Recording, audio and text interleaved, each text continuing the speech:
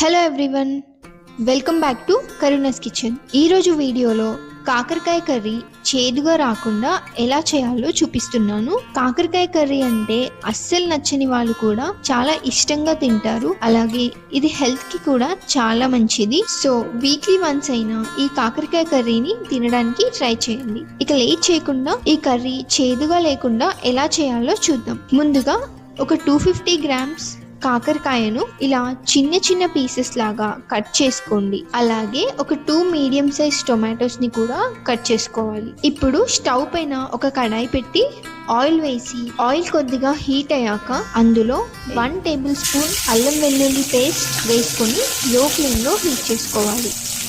అలాగే 1 table spoon ధనియాల పొడి వేసుకొని నీట్గా మిక్స్ చేసుకొని ఒక 2 మినిట్స్ తర్వాత కొద్దిగా పసుపు వేసుకోవాలి. అలాగే ఇందులో ముందుగా కట్ చేసి పెట్టుకున్న ఉల్లిపాయ ముక్కలు వేసుకొని మిక్స్ చేసుకోవాలి. ఈ ఉల్లిపాయ ముక్కలు బ్రౌనిష్ కలర్ లో వచ్చే వరకు లో ఫ్లేమ్ లోనే వేయించుకోవాలి. ఈ ఉల్లిపాయ ముక్కలు దోరగా వేగిపోయాక ఇప్పుడు ఇందులో కాకరకాయ ముక్కలు వేసి లో ఫ్లేమ్ లో మగ్గించుకోవాలి.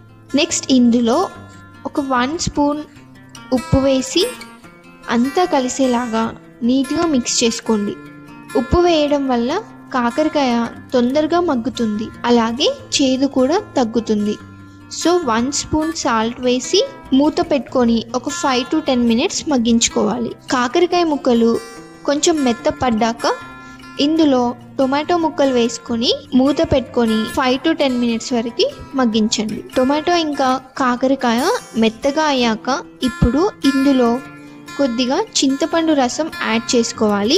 దీనివల్ల లైట్గా పులుపు టచ్ అవుతుంది.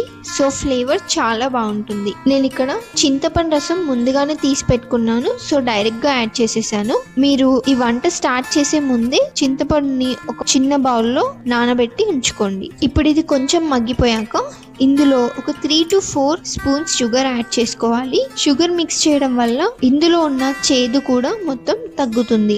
సో కాకరకాయ టేస్టీగా వస్తుంది. చూడండి, ఇలా కంప్లీట్ గా మగ్గిపోయాక ఫైనల్ గా ఫ్లేవర్ కోసం ఒక 1 స్పూన్ ధనియాల పొడి వేసి మిక్స్ చేసుకోండి. అంతే అండి, టేస్టీగా ఉండే కాకరకాయ కర్రీ ప్రిపేర్ చేయడం అయిపోయింది. మీరు కూడా ఇలా ఒకసారి ట్రై చేసి చూడండి, 100% నచ్చుతుంది. ఈ వీడియో నచ్చితే లైక్ చేయండి. మీ